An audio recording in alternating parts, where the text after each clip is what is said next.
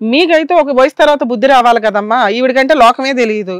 మీరు బయట సమాజాన్ని చూస్తున్నారుగా, చదువుకోపోయినా పనులకి వెళ్తున్నారు, అక్కడికి వెళ్తున్నారు, జనాలు ఏంటి, సొసైటీ ఏంటి, ఆలోచన విధానం ఏంటి, ఒక్కరికన్నా తెలివితేటలు, ఒకళ్ళకి తెలివితేటలు, ఒకళ్ళకి ధైర్యం, ఒకళ్ళకి మంచితనం, ఇట్లా ఏవో ఒకటి వస్తాయి. మీరేంటి అందరూ ఒకేలాగా ఉన్నారు?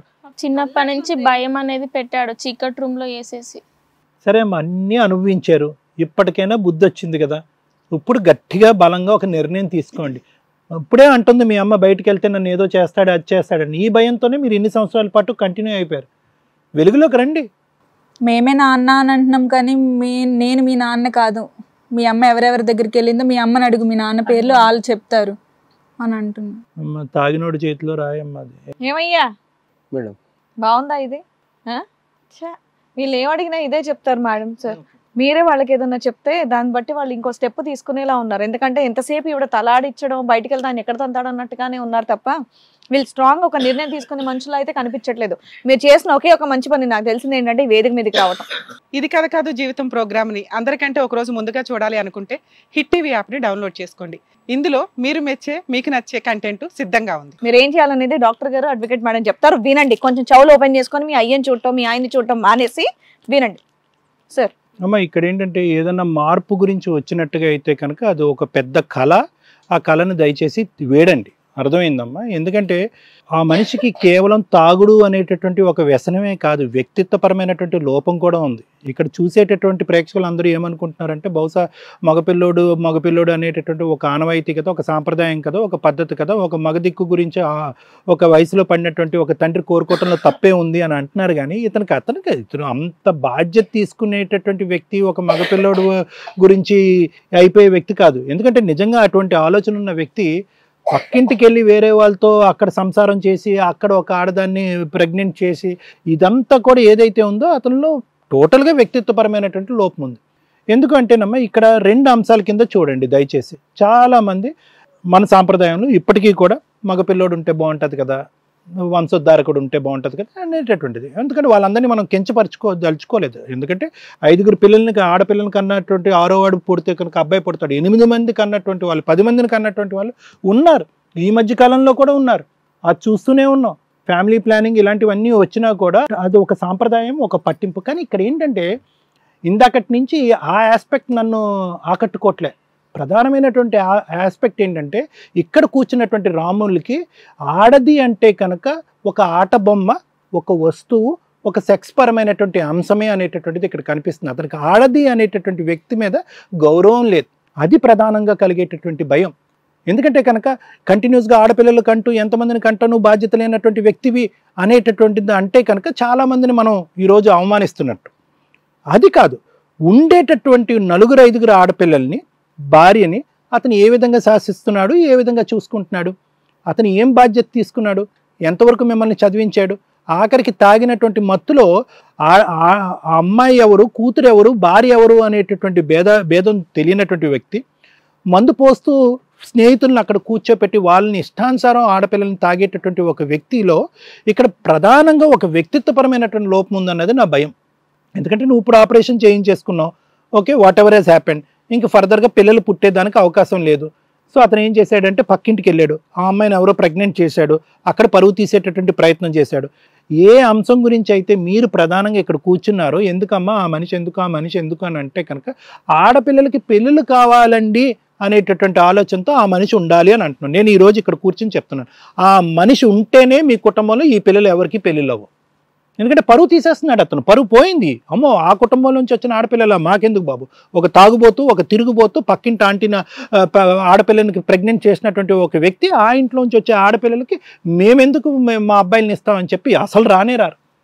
కాబట్టి ఇక్కడ ప్రధానంగా మీరు అందరూ నేర్చుకోవాల్సింది ఏంటంటే అతనికి ఏదో కౌన్సిలింగ్, అతనికి ఏదో మార్పిడి కాదు, అతను మాకే కౌన్సిలింగ్ ఇవ్వాలని ప్రయత్నం చేస్తున్నాడు. సార్ అబ్బాయిని కోరుకోవటం తప్పే కాదు, అబ్బాయి కావాలి.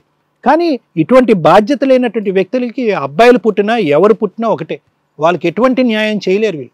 సో ఒక బాధ్యత రహితం, ఒక వ్యక్తిత్వం లేనటువంటి ఒక తాగుబోతు భర్తని నువ్వు వదిలేయటానికి నువ్వు ప్రిపేర్ అవుతే నీతో పాటు ఈ ఆడపిల్లల సైన్యం అనేటటువంటిది వస్తారు. ఎందుకంటే ఇప్పుడు వరకు జరిగినటువంటిది ఏంటంటే కనుక మీరు బయట ప్రపంచం ఆలోచించలేదు. అంటే ఇతను లేకపోతే బతకలేము అనే ఆలోచన ఉంది. కానీ వాస్తవానికి ఏంటంటే అతను ఉన్నప్పుడే మీరు మానసికంగా చచ్చిపోయారు, జీవశవాలు అయిపోయారు మీరు.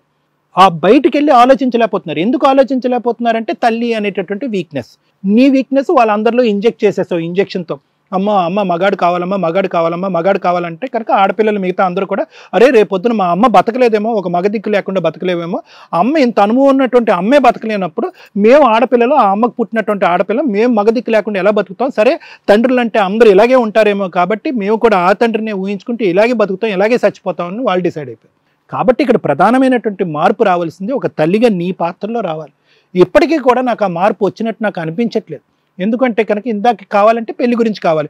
ఎప్పుడైతే అమ్మ నువ్వు ఆగమ్మా, నువ్వు తగ్గమ్మా, నీ ప్రవర్తన బాలేదు, నీ ఆలోచన బాలేదు, నువ్వేమొచ్చి పిల్లలు పరువు తీస్తున్నావు, పిల్లల యొక్క భవిష్యత్తును కాపాడేవలసినటువంటి తల్లి మీ ఇంట్లోనే మీ పిల్లలకి అన్యాయం జరిగేటటువంటి పరిస్థితిని తీసుకొస్తున్నావు. రేపొద్దున ఏదైనా జరగడానికి జరిగితే ఏంటి అంటే కనుక అప్పుడు నువ్వు నోరు మూసుకున్నావు, పిల్లలందరూ నో నో నో అన్నారు, అప్పుడు ఫైనల్గా మీరు నో అన్నారు.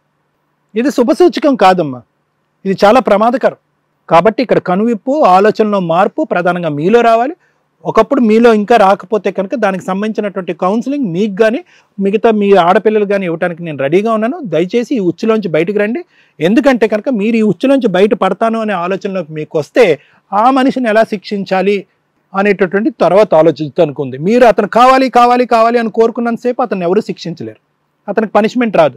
ఈ ఇంట్లో కాకపోతే వేరే చోట్లకి వెళ్ళి ఆడపిల్లలను కనేస్తూ ఉంటాడు, అందరికీ నరకం చూపెడతాడు అతను తాగినటువంటి మత్తులో.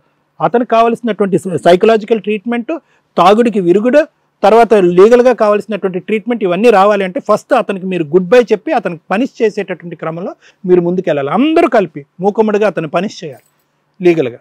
సరే సార్, ఎకర భూమి మా పేరు మీద రాపించినాక మా పిల్లల్ని దొలుకొని ఉంటా సార్, అవసరం లేదు మేడం. మేడం మాట్లాడారు. Thank you sir. మేడం నేనేం మాట్లాడను మేడం ఈ కేసులో. బయలుదేరండి అమ్మ.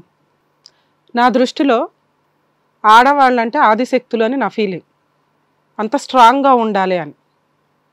ఇంకా ఎక్కువ మాట్లాడితే ఈరోజు ఆడపిల్లలే బాగున్నారు, మగపిల్లల్ని కాపాడుకోలేక చేస్తున్నాం, వాళ్ళ వల్ల ఉపయోగాలు లేవు, బయటికి వెళ్ళి ఏం చేస్తారో తెలియదు, వాళ్ళు చేసి తెలిసి తెలియని ఏదైనా తప్పులో ఇరుక్కుంటే కోట్ల చుట్టూ తిరగడం. వీటికంటే దేవుడు ఎవరు ప్రసాదిస్తే వాళ్ళు బెటర్.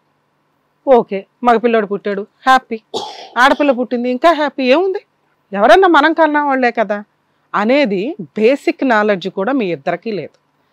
మీలాంటి వాళ్ళ కోసం నేను ఇక్కడ కూర్చొని మాట్లాడాలని అనుకోవట్లా. ముఖ్యంగా మీ 5 ఆడపిల్లల్ని చూసినాక అసలు మాట్లాడాలనిపించట్లేదు. అసలు తల్లిదండ్రులకు మీ ఇద్దరు ఫెయిల్, ఇంక దాంట్లో డౌటే లేదు. ఇక్కడ ఒక స్టేజీ కనిపించింది కాబట్టి ధైర్యంగా వచ్చిన మీరు అదే 4 అడుగులు మీ పోలీస్ స్టేషన్కి వేసుంటే తెలిసేది. కానీ ఈ క్షణం వరకు మీకు ఏ డెసిషన్ కరెక్ట్ అనేదే తెలియదు. వచ్చిన దగ్గర నుంచి మీరు ఏం మాట్లాడారు, ఎంత క్రూయల్లో చెప్తున్నారు వ్యక్తి. పోలీస్ కంప్లైంట్ కూడా ఇచ్చినాం మేము, ఆడికెళ్ళి కూడా వాళ్ళకు అన్నో పైసలు ఇస్తే మళ్ళీ అన్ని పైసలు మీ ఆయన దగ్గర లేవు, నీ దగ్గర తెలివితే అట్లా అసలు నీకు మాట్లాడే అర్హతే లేదు. నువ్వు ఒక తల్లివి, 5 ఆడపిల్లల్ని కన్నావు, పిల్లల్ని పోషించడం నీకు తెలిసింది. నీకు చదువు లేదు కాబట్టి నీ లైఫ్ ఇలా అయిపోయింది. నీ పిల్లలకి చదువు ఉంటే వాళ్ళు 10 మందికి ఉపయోగపడేలాగా జాబులు చేసుకుంటారు, కనీసం నీకైతే తిండి పెడతారన్న జ్ఞానం నీకు లేదు. ఎంతసేపు ఈయన మీద పడే ఆడవడమే తప్ప, అరే డే 1 నుంచి అర్థమవుతుంది పెద్ద వేస్ట్ ఫెలో అని. కొడతాడు, తిడతాడు, తాగొస్తాడు, పిల్లల్ని ఎక్కడ పడితే అక్కడ టచ్ చేస్తాడు, ఫ్రెండ్స్ తోటి టచ్ చేయిస్తాడు, డబ్బు సంపాదించడానికి ఏమన్నా చేయండి అంటాడు. ముందు మగపిల్లోడే ఆయన ధ్యేయం. స్టిల్ మా ముందు కూడా అంత ధైర్యంగా మాట్లాడుతున్న వ్యక్తి నేను ఆయనకే సపోర్ట్ చేస్తాను. మీలాంటి వేస్ట్ ఫెలోస్కి నేను సపోర్టే చేయను. ఎందుకు చేయాలా? ఆయన ఏదైతే నేను క్రిమినల్ అని అంటున్నాడో ఆ క్రిమినల్కి ఆయన కరెక్ట్గా స్టిక్ అని అయి ఉన్నాడు. 25 ఏళ్ల క్రితం ఏం మాట్లాడాడో 25 ఏళ్ల తర్వాత అదే మాట్లాడుతున్నాడు. ఒక 6 లేడీస్ ఇంట్లో ఉండి ఆయన 4 పేకలేకపోయారు, ఆయనకి చేయాల్సిన బుద్ధి దేహశుద్ధి చేయలేకపోయారు. టింగ్ టింగ్ టింగ్ అని ఇక్కడికి వచ్చేసారు. లేడీస్ అనగానే ఎవరు పడితే వాళ్ళు వెళ్ళి హెల్ప్ చేసేస్తారా? ఎందుకు చేయాలి? మీకు మీ ప్రాబ్లం మీరు సాల్వ్ చేసుకోలేరా? ఏముంది ఇక్కడ? గట్టిగా 4 వీతో వెళ్ళి గుమ్మ మాతలు పడతాడు. అంత భయమా? అంత రెస్పెక్టా మీకు? పెళ్ళిళ్ళకి కావాలా?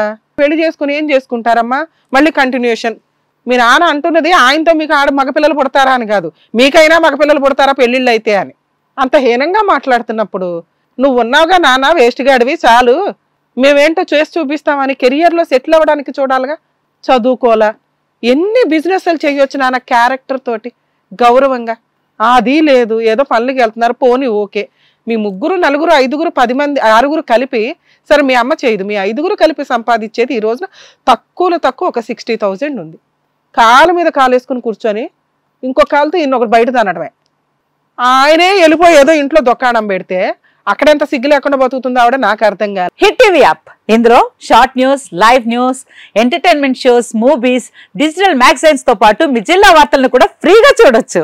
ఇంకెందుకు ఆలస్యం, వెంటనే హిట్ టీవీ యాప్ ని డౌన్లోడ్ చేసుకుని ఫ్రీగా ఎంటర్టైన్మెంట్ పొందండి. Hit TV app. Hit TV app. Please download hit TV app. Hit TV app ని ఫ్రీగా డౌన్లోడ్ చేసుకుని ఎంజాయ్ చేయండి. మీకు నచ్చిన ఎంటర్టైన్మెంట్ కోసం హిట్ టీవీ యాప్ ని ఫ్రీగా డౌన్లోడ్ చేసుకుని ఎంజాయ్ చేయండి. హిట్ టీవీ యాప్ ని డౌన్లోడ్ చేసుకుని ఆస్వాదించండి, ఆశీర్వదించండి. ఇంతమంది సెలబ్రిటీలు హిట్ టీవీ యాప్ ని డౌన్లోడ్ చేసుకోండి అని చెప్తున్నారంటే ఎంత మంచి యాప్ ఆలోచించండి. అమెరికా అమెరికా అమెరికా అమెరికాలో చదవాలనుకునే వాళ్ళకి విశ్వసనీయమైన పేరు మన శౌర్య కన్సల్టెన్సీ. UK లో 1 year masters, UK లో 1 year masters, 2 years work permit up to 5 years visa. Contact Saurya Consultancy. Contact 89851 89851.